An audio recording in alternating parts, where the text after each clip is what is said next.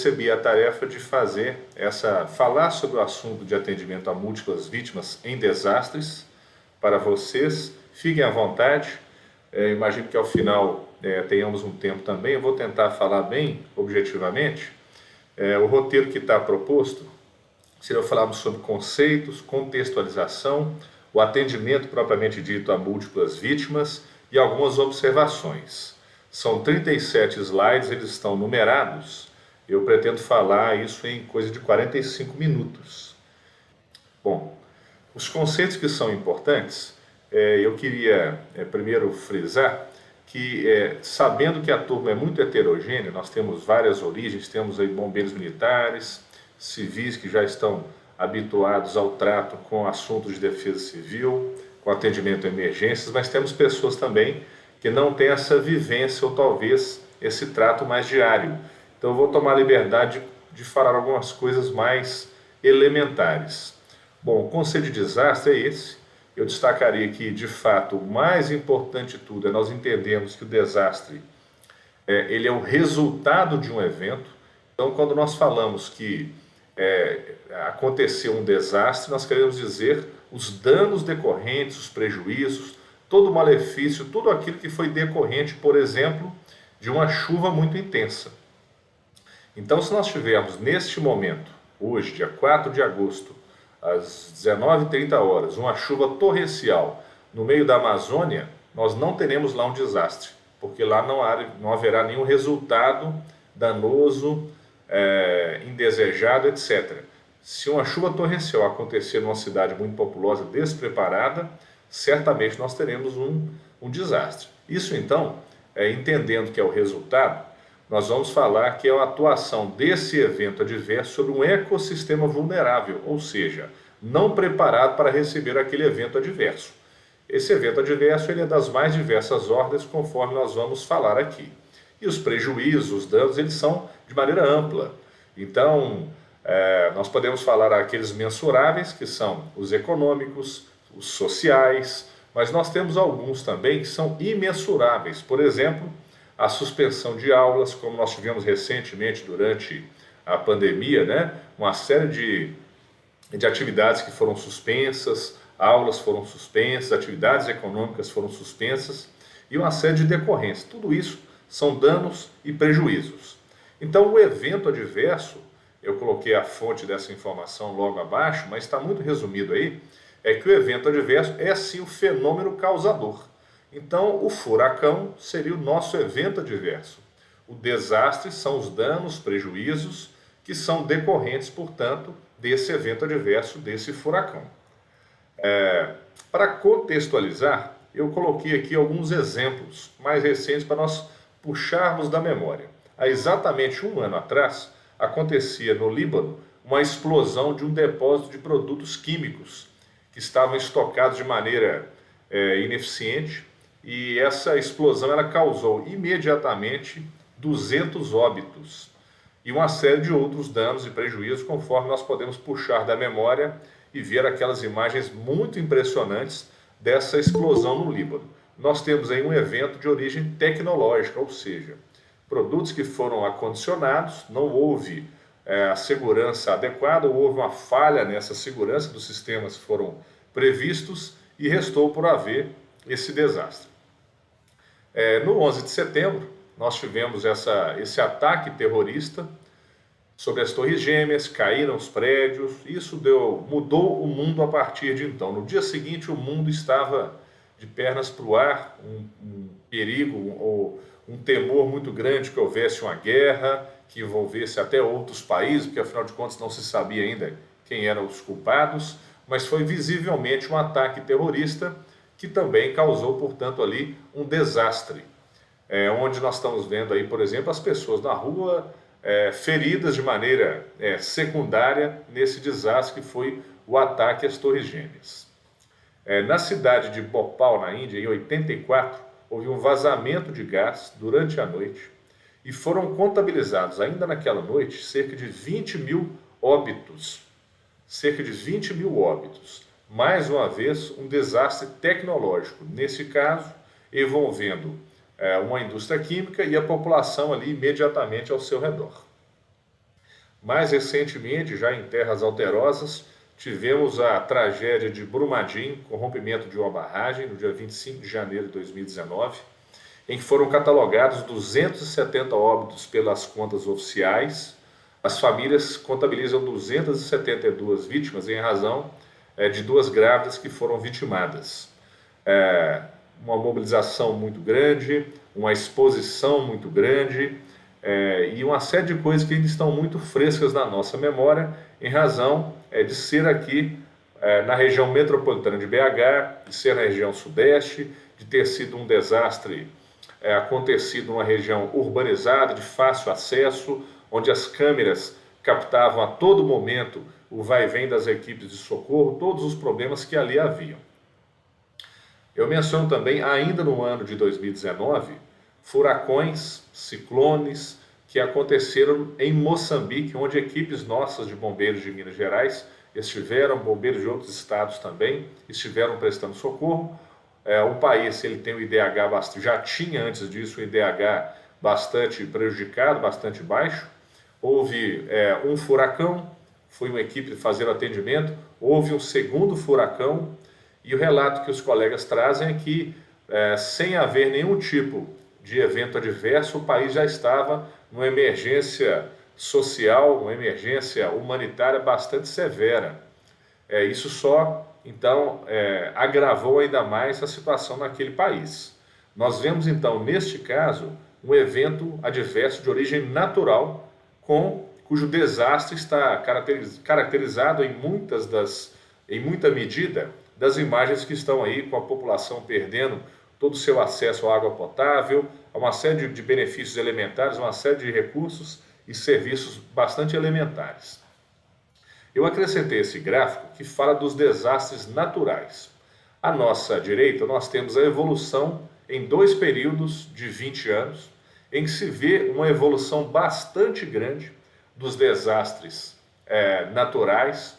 A quantidade de mortos ela aumentou consideravelmente, a quantidade de pessoas afetadas aumentou consideravelmente, os danos econômicos mensuráveis também foram bastante aumentados. Nós temos essa formatação nesse tipo de gráfico que permite perceber de forma visual, justamente por figuras geométricas, a dimensão do aumento desses números. Em alguns deles, a cifra foi de 80% de aumento. O mapa mundi à esquerda, ele está quão mais escuro quanto a quantidade de desastres reportados nos últimos 20 anos. Nós podemos perceber que onde há maior aglomeração de pessoas, há também uma maior concentração de desastres relatados. Nós estamos falando de desastres de toda ordem. Nós temos aqui o tipo de desastre mais relatado também nesse período, nos últimos 20 anos, em que nós temos as enchentes, as tempestades, os eventos adversos de origem natural, que estão no topo da nossa cadeia, geralmente associados a questões de excesso de água ou falta d'água, no caso das secas, mas também eventos de origem interna, como os terremotos, também os tsunamis, que causam uma quantidade de vítimas muito severa. Podemos ver aqui que 44% dos desastres em sua quantidade estão relacionados aí às enchentes. Isso é bastante preocupante, porque isso tem a ver também, além da origem natural desse evento, também a antropização do espaço, ou seja, a alteração dos espaços naturais das cidades pelo homem, a cada vez impermeabilizando mais o solo, fazendo com que chuvas anteriormente drenáveis, que anteriormente eram permeáveis, elas passem então essa água passa a não mais ser absorvida pelo solo, causando então as inundações. Esse gráfico aqui, para trazer para a nossa realidade, para uma coisa mais palpável, ele nos traz os municípios em Minas Gerais que têm barragens de mineração regularizadas ou conhecidas pelo poder público. Nós podemos ver que existe uma grande concentração em uma determinada região do estado, mas ela, de uma forma geral, nós temos municípios em todas as regiões do estado que possuem alguma barragem. Então, isso nos deixa apreensivos em razão de mantermos a nossa preparação constante para esses eventos que podem acontecer. Já dizia um pensador mais antigo que os exércitos, e eu vou trazer isso para o Corpo de Bombeiros e as forças de resposta, podemos ficar 100 anos sem combater nenhuma guerra, 100 anos sem atender nenhum desastre, mas não podemos ficar nenhum dia sem nos prepararmos para enfrentar esse tipo de evento adverso. Falando especificamente sobre o atendimento a múltiplas vítimas, nós trazemos desde a origem do atendimento às vítimas, trago aí a figura de Hipócrates, o pai da medicina. Ele dizia, dentre outras frases muito famosas, é atribuída a ele, a frase de que, se queres aprender a medicina, vá às guerras. Ou seja, é nas guerras que haverão ferimentos mortais, ferimentos causados de maneira muito severa, para que de fato leve à morte o seu oponente. O que certamente Hipócrates talvez não imaginasse é que com o avanço da tecnologia, a severidade das guerras também seria aumentada. Então, no tempo em que Hipócrates pensou desta forma, um soldado guerreava com apenas mais um soldado. Então era uma guerra muito parelha. Se você tivesse um exército maior, você tinha uma superioridade. Mas o embate ele era muito físico, entre um soldado e outro soldado. Isso prevaleceu. As guerras medievais, está aí nessa figura, houve uma evolução tecnológica do armamento, a letalidade do armamento, obviamente as proteções dos soldados também, para suportarem as lesões que lhe fossem infligidas, mas ainda estávamos num momento em que as guerras eram muito físicas, em que um soldado combatia contra o outro, ou com no máximo alguns poucos ao seu redor. A quantidade de lesões num ambiente como esse, ela é muito proporcional à quantidade de pessoas de um lado e de outro. Nós temos então um terrível avanço tecnológico na Primeira Guerra, em que houve aí a invenção ou aplicação maciça da metralhadora. Então, após a invenção da pólvora ou após a popularização da utilização da pólvora, a melhoria tecnológica, o avanço, ainda que terrível, mas um avanço tecnológico, em que permitia que um pequeno grupo de soldados conseguisse infligir ferimentos terríveis, levar à morte e levar a graves lesões uma enormidade de outros oponentes. Esse avanço terrível data de 1914 a 18, em que a Primeira Guerra atingiu uma grande parte da Europa, fazendo lesões, né, e envolvendo países dos mais diversos. Um ambiente onde existe uma guerra, onde existe uma situação de múltiplas vítimas, é um ambiente caótico. Você tem uma dificuldade muito grande de saber exatamente, dimensionar o tamanho do desastre, porque nós temos eventos que acontecem abruptamente, eventos como, por exemplo, um terremoto, que ele acontece abruptamente, mas nós temos alguns outros eventos, ainda que de origem natural também, que acontecem de maneira mais gradual. Por exemplo, um furacão. Ele acontece a sua formação sob o mar, essa tempestade tropical, esse furacão, ele vai se movimentando, isso vai sendo monitorado pelos órgãos de meteorologia. Então existe algum tempo para que esse evento adverso ele toque o solo ou ele chegue sobre áreas que estão onde existe população. Mas a severidade desse evento adverso e a fragilidade do local, ele não é exatamente conhecido. Os problemas reais em que os resultados reais, portanto o desastre real, ele ainda não será conhecido. Então, um ambiente onde nós teremos aí o atendimento a múltiplas vítimas, inevitavelmente, ele será um ambiente de caos, bastante desorganizado, com muito mais incertezas ou dúvidas do que uma maneira já conhecida do que fazer, aonde fazer, etc. e tal. Então, o que nós precisamos fazer? Ainda que seja de maneira imberbe, de maneira ainda inicial ou de maneira imperfeita, é necessário haver uma estratégia. Essa estratégia ela poderá ser formada de várias formas, com várias contribuições de pessoas que virão de diversas origens, mas é necessário que essa estratégia esteja formada. E o que se pensou então, para que essa estratégia de atendimento a múltiplas vítimas acontecesse, é que nós façamos então o melhor possível para a maioria das vítimas. Esse conceito, ele acompanhou, portanto, espero que tenham percebido, a evolução tecnológica das guerras, mas não só nas guerras. Na medida em que os desastres foram se tornando mais frequentes, em que a população foi aumentando, em que houve aumento também de desastres tecnológicos, houve a necessidade de se pensar a melhor maneira de produzir esse atendimento. Haja vista que quando nós falamos em múltiplas vítimas, nós estamos falando em que houve uma quantidade de vítimas muito maior do que a capacidade de atendimento, a capacidade de resposta do poder público, das forças de resposta daquele ambiente.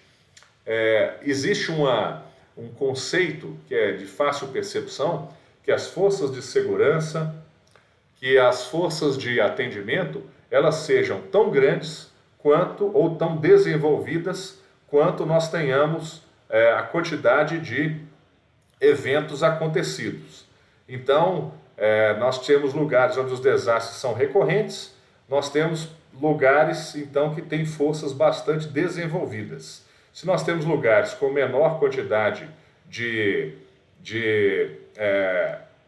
eventos acontecidos, nós teremos, então, um local, instituições talvez não tenham uma preparação tão grande, uma capacitação tão grande para fazer esse tipo de resposta. Bom, trazendo novamente para a nossa realidade mais palpável, eu indico aqui um desastre ou uma situação de múltiplas vítimas, melhor dizendo, na cidade de Osasco, no ano de 1996, onde nós tivemos, numa área urbana, uma explosão por conta de um vazamento de gás, uma situação estrutural, aparentemente, uma falha de algum equipamento, onde houve uma bolsa ou um bolsão de gás inflamável. Esse gás inflamável explodiu abruptamente, causando, pelos relatos oficiais, 42 mortes, 160 feridos. Desses 160, 57 graves, 18 de média complexidade e 85 leves. Várias dessas pessoas precisaram de intervenção cirúrgica. Nós vamos voltar a falar sobre isso, mas dessas intervenções cirúrgicas, elas aconteceram porque houve muitas quedas, uma laje inteira caiu, muitas dessas pessoas lesionaram os joelhos.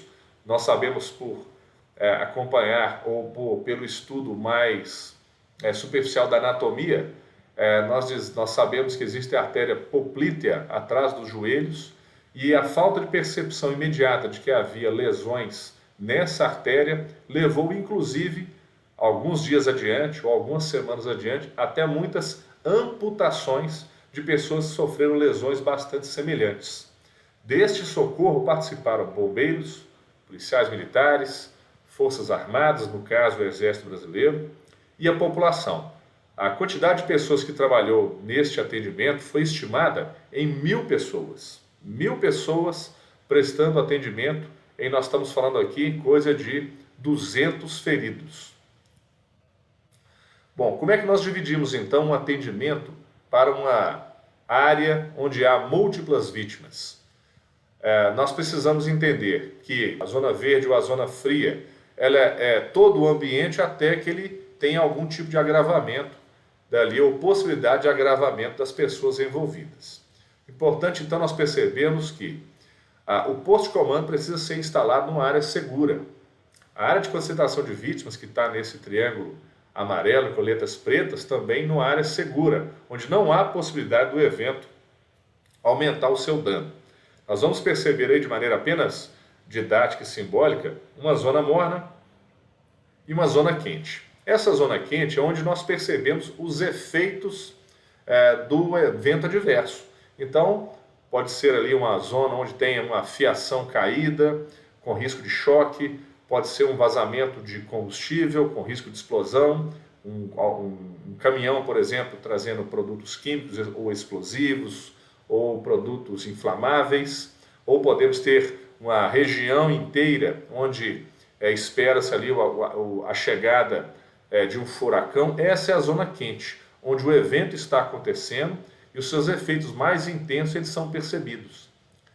Nós precisamos então ter ao redor dessa zona quente uma zona morna, onde eventualmente os efeitos desse evento adverso poderão ser percebidos, eles poderão alcançar essa zona morna e, portanto, a exceção de onde os efeitos do evento adverso não sejam percebidos, não haja risco de lesão ou prejuízo ou dano, nós vamos considerar a zona verde ou a zona fria. Observem que existe um ponto de acesso. É importante que nós tenhamos essa organização para que nós façamos a entrada das pessoas apenas por esse ponto, a convergência, o tratamento das vítimas e, na sua retirada, observemos o registro de informações, a triagem, uma série de detalhes e também, se necessário, a descontaminação ou a redução da contaminação dessas pessoas que estão ali acessando essa zona quente. Então, é uma maneira muito simplificada de mostrarmos as nossas zonas de trabalho e é importante que todos nós aqui saibamos que é importante que nós tenhamos essa mínima organização, senão as coisas fogem ao controle, teremos uma desorganização muito grande, isso poderá nos trazer prejuízo ou até mesmo lesões. A ferramenta que nós utilizamos, eu imagino que já seja de conhecimento de todos, é o SCO. O SCO é o Sistema de Comando e Operações, outras corporações, outros locais, existem outros nomes, como CIAT, no Paraná, em São Paulo também, SCI em alguns locais do Brasil, em Minas Gerais utilizamos o SCO. E basicamente é esse organograma em que as funções vão sendo criadas e extintas na medida em que existe demanda para aquela função ou não. Nós teremos então basicamente uma estrutura para a coordenação em que as funções elas são muito bem definidas, há um comandante, há uma estrutura de secretaria para registrar informações ao público, uma pessoa para fazer contatos externos e uma série de outras funções que precisam ser muito bem definidas e a utilização do SCO, muito mais do que definir funções, é nos ajudar a definir prioridades. Quando nós falamos de comandante, nós também podemos ter a figura de um comando unificado, em que nós teremos representantes de vários órgãos trabalhando para que aquela emergência seja respondida. Observem os senhores que mesmo numa emergência que seja tipicamente voltada a um determinado órgão ou instituição, nós teremos um desenrolar ou teremos impactos em outras atividades. Por exemplo, um incêndio no hospital, ele aparentemente é uma ocorrência de bombeiros, mas ele vai demandar a relocação de pacientes para outras estruturas de saúde. Então, isso vai nos trazer a necessidade de envolvermos Secretaria Municipal de Saúde, Secretaria de Trânsito e assim sucessivamente. Um eventual acidente ferroviário, ele vai envolver as autoridades de trânsito, mas também envolverá as estruturas de socorrimento. Para mencionar o que nós estamos falando sobre SCO, são duas fotos da cidade de Brumadinho, lá do desastre de Brumadinho, em que nós tínhamos lá um posto de comando, onde temos autoridades aí do primeiro escalão do governo, com todas as pessoas buscando resolver aquele desastre, ou fazer frente àquele desastre, limitar os danos, mas é importante que todos percebam que cada pessoa nessa sala tinha a sua prioridade, todas elas legítimas, mas era necessário que não houvesse dúvida sobre qual era a prioridade. A prioridade em dado momento era socorrer vítimas vivas, noutro momento levar água a populações desassistidas, noutro momento trazer informação a público. Então, ao longo do dia, ao longo dos dias, ao longo dos meses, essa situação ela foi sendo coordenada, ela foi sendo levantada da melhor maneira possível. Então, uma quantidade de pessoas muito variada conforme o tamanho do evento. É importante percebermos que há eventos de eclosão abrupta, como eu falei, no caso de um rompimento de uma barragem, por exemplo, é uma eclosão abrupta. Mas há outros que vão se conformando ao longo de um certo tempo. Para que nós, então, possamos, os interventores que vão lidar no atendimento propriamente dito às vítimas, utiliza-se internacionalmente o método START, que é uma sigla em inglês, que fala de uma rápida avaliação e para um rápido atendimento.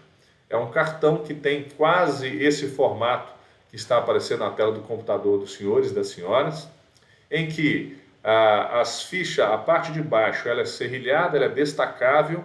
Então, uma vítima verde seria aquela vítima que está caminhando, que não exige transporte, ela pode ficar por ali, inclusive auxiliando no socorro.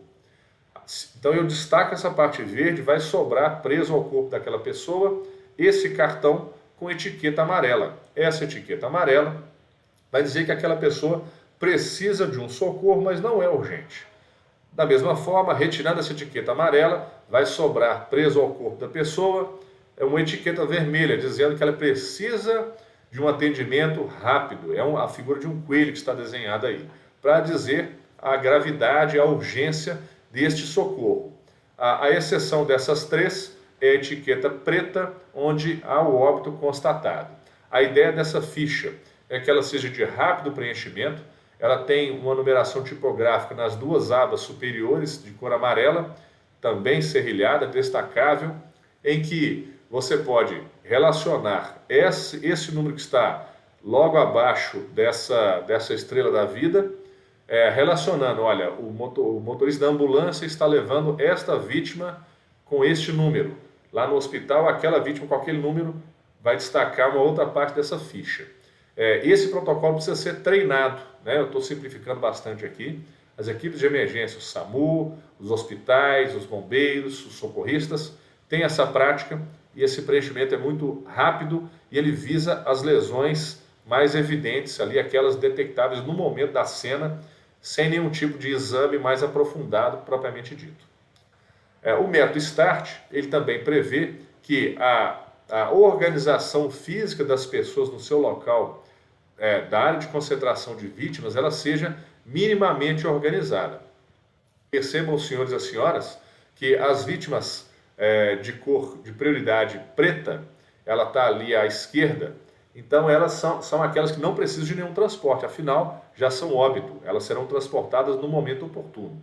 As vítimas de prioridade verde estão ali à direita, elas podem nos ajudar, inclusive no atendimento às demais vítimas. Nós temos as vermelhas e as amarelas, que vão ficar postadas mais ao ponto onde as ambulâncias vão acessar esse trecho, de maneira que nós possamos organizar, fazer um fluxo para que as ambulâncias possam fazer um circuito de, ao chegar, já estarem mais próximas desse tipo de organização para o socorrimento das vítimas. Eu trago aqui uma imagem real, de um ambiente real, melhor dizendo, mas de um simulado. Percebam nessas setas de cor laranja, algumas lonas, alguns plásticos colocados justamente com essas cores, dando a entender que é neste local, nesses locais, onde as vítimas precisarão ser colocadas. Cada tipo de desastre ou cada tipo de ocorrência com múltiplas vítimas, ele gera uma peculiaridade na sua quantidade de vítimas, de prioridade preta, vermelha, amarela e verde, conforme a energia envolvida. Acidentes aéreos, por exemplo, tendem a ter muito mais vítimas pretas do que verdes, ao passo que acidentes com ônibus, por exemplo, tenhamos mais vítimas verdes e prioridade amarela do que das demais. Isso é uma característica, é claro, estou aqui apenas generalizando. Algumas observações. É fundamental que nós registremos todas as informações daquela emergência. Eu trago aqui duas figuras de Brumadinho, onde nós tivemos lá corpos recuperados nesses pontos que foram catalogados geograficamente com o GPS. Também segmentos corporais localizados nesses locais. Isso nos ajuda a entender o desastre ou aquele evento conforme ele tem acontecido. Então, registrar as informações sensíveis, tudo aquilo que for necessário para o socorrimento eu devo controlar. Quais são os hospitais quem está envolvido, quem que está fazendo a guarda de pertences, quais são ali as estruturas envolvidas. É importante que os voluntários, isso também são fotos de Brumadinho, são fotos reais, em que nós tivemos nos primeiros dias milhares de voluntários. É fundamental que os senhores e as senhoras percebam que toda ajuda ela precisa ser organizada. Os melhores grupos voluntários são aqueles que, aí eu falo por percepção própria, aqueles que nos procuraram, que se apresentaram de maneira organizada, ou eram de instituições públicas ou tinham alguma ligação com entidades religiosas, com igrejas de todas as características, mas que havia uma liderança definida. As pessoas se apresentavam de maneira muito organizada, e isso era muito benéfico. Mas nós recebemos muita ajuda, e você vai receber em situações de múltiplas vítimas também, ofertas de ajudas, pessoas que se oferecem para ajudar, mas ela tem uma série de demandas, uma série de pleitos. Ela pode te ajudar, mas desde que ela tenha 3 ambulâncias por conta dela, que ela tenha uma série de coisas. E ambiente de múltiplas vítimas, nós precisamos fazer o possível com o que tenhamos ali mais à mão. Dificilmente temos a possibilidade de amealhar mais recursos ainda no início da emergência. Essa é uma frase já conhecida do socorrismo, que numa resposta a desastre ou resposta à ocorrência com múltiplas vítimas, o ego deve ficar em casa. A pessoa, isso serve, é claro, para o nosso próprio ego, que nós possamos fazer e ajudar da forma necessária e não da forma com a qual eu gostaria de fazer. Muitas vezes eu posso ter uma formação muito avançada, posso ser já bastante avançado na cátedra, já ter uma série de qualificações, mas em dado momento pode ser muito útil que eu apenas organize um almoxarifado, que eu carregue uma maca com vítimas, que eu faça o registro de informações, que eu segure uma lanterna, que eu forneça água, coisas do tipo. Então é muito importante fazer o melhor possível. Os protocolos, eles devem ser treinados entre as equipes. Atualmente existe o protocolo XABCDE. Conforme eu disse no início, a turma aqui ela é muito heterogênea, mas em rápidas palavras, e tentando falar de maneira muito abrangente sobre o atendimento a múltiplas vítimas, quando você chega a um local com esse cenário, é esta sequência que precisa estar, de certa forma, decorada para que você possa dar atendimento prioritariamente. Quais seriam elas? Primeiramente, a contenção de hemorragias externas. Pessoas que estiverem exsanguinando, perdendo muito volume de sangue. O nosso corpo, de maneira geral, teremos aí 6 litros de sangue. A perda de 10% já é bastante importante. A perda de 1 litro de sangue, por exemplo, que excede os 10%, já ainda maior. Então, estas são as primeiras emergências hoje em dia. Esse protocolo foi recentemente atualizado. A partir daí, o controle das vias aéreas, ou seja, a abertura da boca, permitir que a pessoa respire por si só. Muitas vezes ela poderá estar numa posição em que o queixo se aproxima do seu tórax e ela não está respirando, pode ter perdido a consciência, mas não está respirando apenas por estar numa posição anatomicamente que a impeça de respirar. Então, fazer a abertura das vias aéreas poderá salvar-lhe a vida em poucos minutos. Observar se estiver com as vias aéreas preservadas, abertas, se ela respira, como está a ventilação. A partir dali, verificar se existe circulação através da verificação da perfusão capilar, controlar outras hemorragias. Então, seguindo esta sequência, fazer o exame neurológico, ou seja, se a pessoa responde aos seus questionamentos, que dia é hoje, como você se chama, o que aconteceu, quantos anos você tem, coisas do tipo, para perceber se há algum tipo de confusão mental na resposta daquela vítima. Por fim, a última coisa a ser feita no atendimento ali àquela vítima é a exposição do corpo, ou seja, cortar as suas roupas muitas vezes, expor da maneira possível e fazer o controle da hipotermia. A exposição do corpo é para que se verifique se não há nenhum tipo de sinal que possa ser indicativo de uma outra lesão ou de lesões mais importantes. Uma série de itens que estão aqui fora de sequência, mas complementando os raciocínios anteriores. Já estamos chegando ao final. A segurança dos socorristas, é óbvio, ela é elementar. Um ambiente onde nós tenhamos múltiplas vítimas, é esperado, ou melhor, não será surpresa que ali seja um local inseguro em que possa acontecer, por exemplo, uma nova queda de um ônibus em uma ribanceira, um novo acidente ferroviário, um novo rompimento de barragem, uma nova queda de avião, se tiver acontecido, por exemplo, num aeroporto, né, por uma falha qualquer da pista. E é importante que nós percebamos, então, que no 11 de setembro, a primeira equipe que foi mandada ao atendimento, praticamente toda ela morreu na queda do prédio. Então, o primeiro prédio a ser atingido, ele acabou, em rápidas palavras, né, nós perdemos lá 340 bombeiros, socorristas de uma forma geral, na queda do prédio, né, do primeiro prédio ali, no 11 de setembro. Então a segurança, é óbvio, ela é elementar. A semelhança das lesões, porque o mecanismo do trauma muitas vezes ele é semelhante, então nós teremos, como eu disse, na queda do shopping, na explosão do shopping, várias lesões de joelho. Se nós tivermos um acidente ferroviário, muitas lesões de extremidade. Se nós tivermos uma explosão, muitas pessoas queimadas. No que isso é importante? Porque isso impacta diretamente na capacidade de resposta do ambiente ou das estruturas de saúde.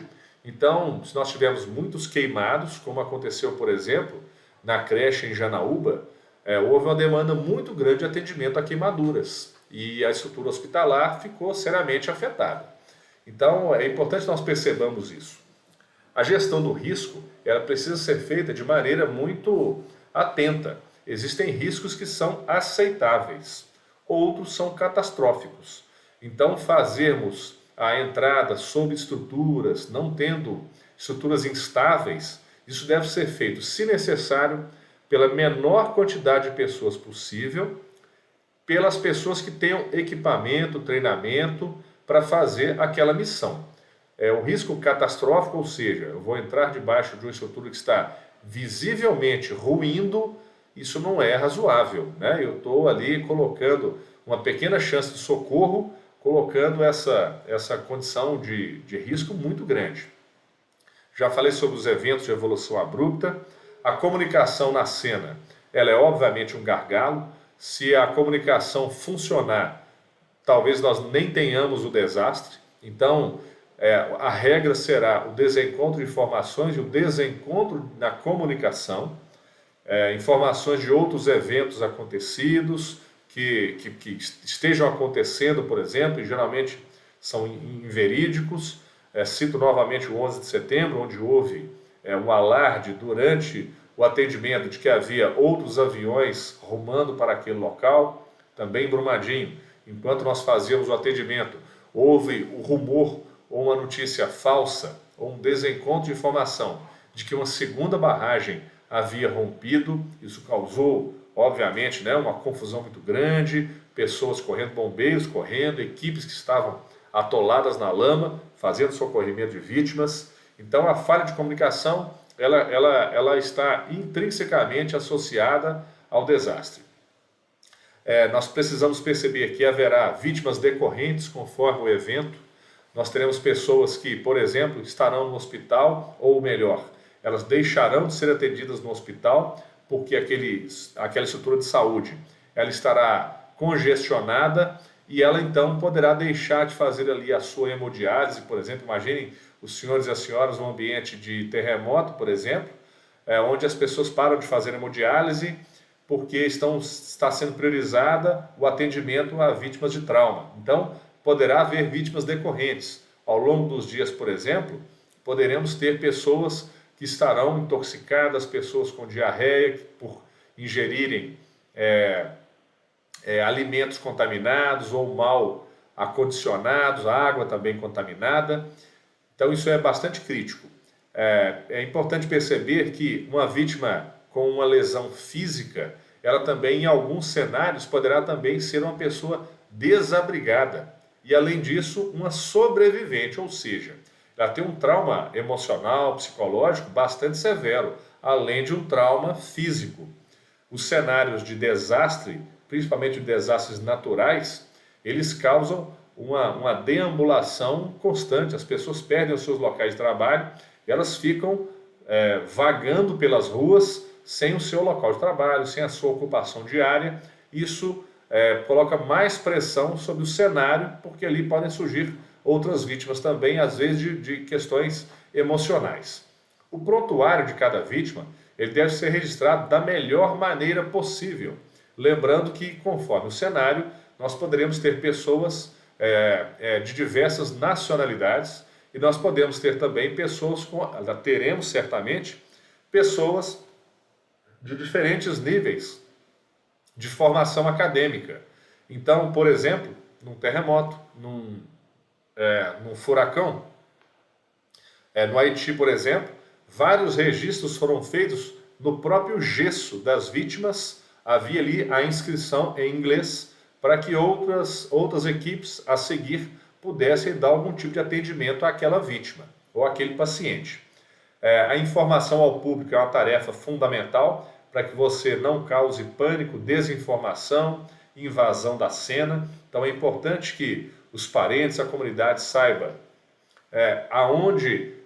para onde vítimas foram indicadas ou foram conduzidas. É fundamental que as equipes que vão prestar auxílio, que vão te auxiliar, elas sejam autônomas. Não é desejado uma equipe de socorro que se apresenta no local de múltiplas vítimas de desastre com uma série de exigências para que ela possa fazer o seu serviço. Não é adequado. Então, nós também, quando formos prestar atendimento, prestar auxílio, precisamos absorver esse conceito de força-tarefa.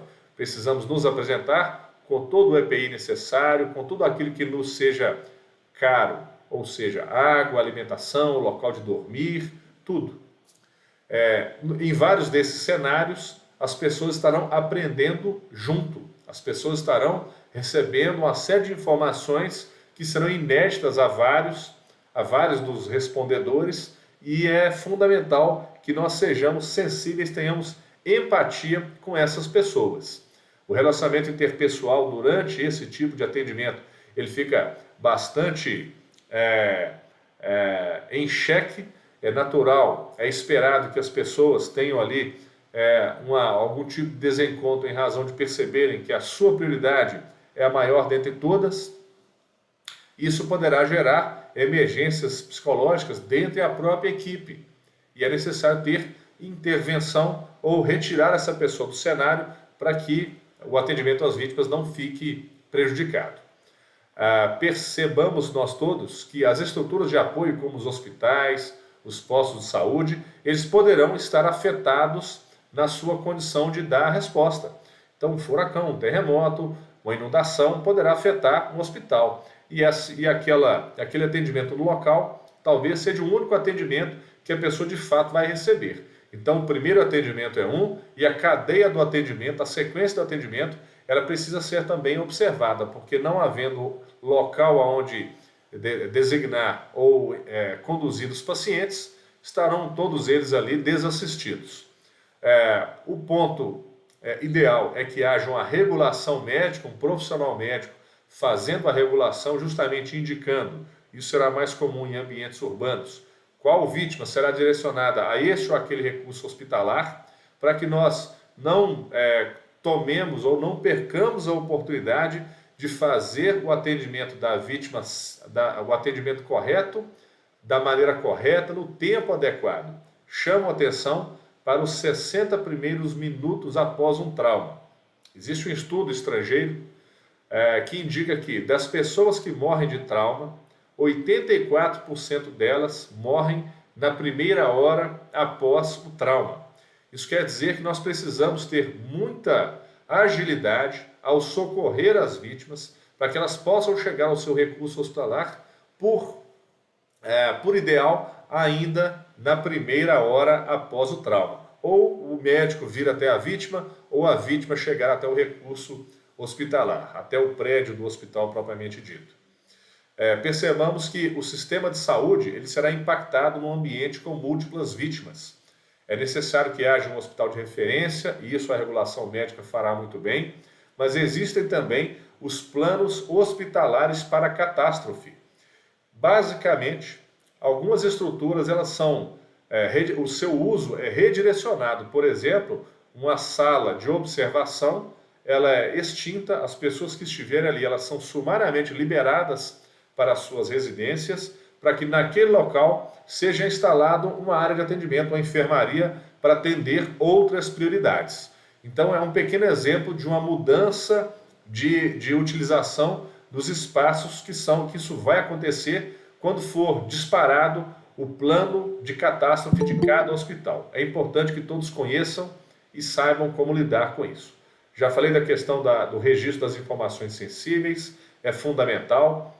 É importante que nós tenhamos a identificação visual das nossas equipes, ou que você saiba identificar quem que está coordenando ou responsável por essa ou por aquela atividade, para que você possa recorrer e passar a informação da maneira adequada para que o SCO funcione. A informação não fluindo pelo canal correto, não fluindo de forma satisfatória, todo o esforço de organização do SCO, ele fica em risco.